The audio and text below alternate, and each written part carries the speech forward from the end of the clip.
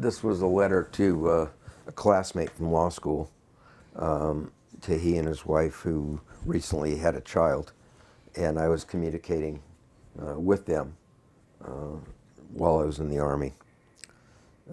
Dear Art and Pam, congratulations. This is June 7th, 1968. Great.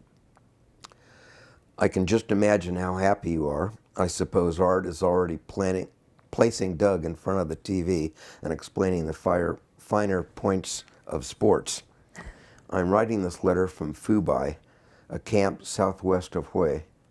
Last night, I heard that Bobby Kennedy died, and frankly, I'm quite disgusted and angered.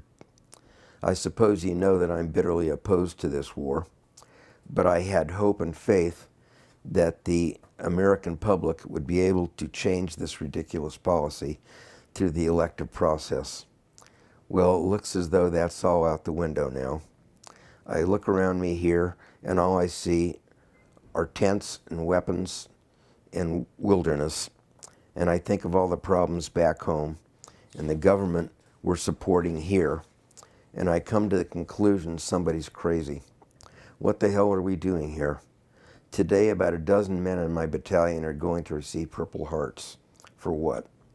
You think about RFK getting shot and lying in a hospital, hanging on for life, and then multiply that hundreds of times, and you know what the hospitals here look like. I suppose we'll pour more and more men and money into Vietnam and continue to ignore the problems at home, and then lash out at lawlessness and disorder when the inevitable riots come about this summer. There will be more bond issues for police buildings, while Reagan keeps slashing away at education and welfare programs and talks about the great menace of communism in Asia. If just being here wasn't bad enough, the conduct of the war is even worse. I'm not talking about the large-scale tactics now, but the way individual unit commanders conduct themselves and their units.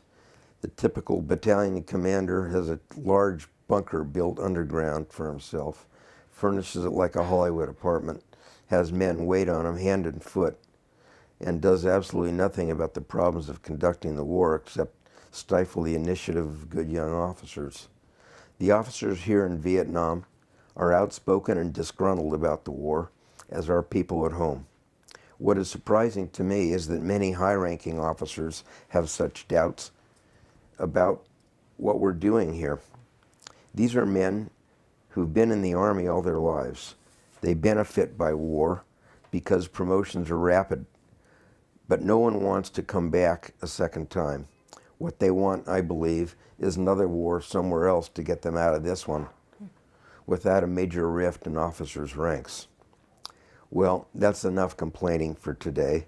Pardon me for ranting and raving to you, but it's been building up inside me for a long time, and Kennedy's death has so sickened me that I can't keep it inside any longer.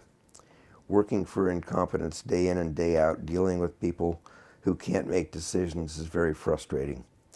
People talk about the bravery of the men over here.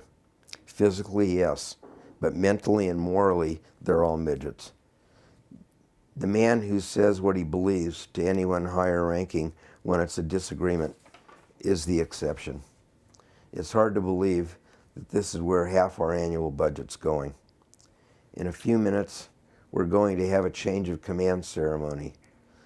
The old battalion commander will receive the Legion of Merit, a very high award, for his outstanding leadership. What a farce.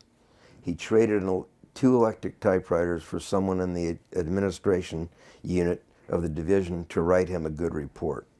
The men in the battalion worked their tails off while our great leader went on leave and R&R and turned down everyone else's requests for leave because they couldn't be spared. He forced half the officers in the battalion to extend their tours here at least a few weeks, and then arranged a 15-day drop, a shortening of tour, for himself. Well, I'm off to the great occasion. Things aren't all that bad here. I managed to deal rather effectively with all these corrupt people. I'll be going to Bangkok on the 11th, and when I return to Quy Nhon on the 18th, I'll only have 2 months left to go. I'm looking forward to August 22nd and the trip back home. Also, I'm elated over my next assignment, the Presidio, San Francisco. See you in 75 days. Rich.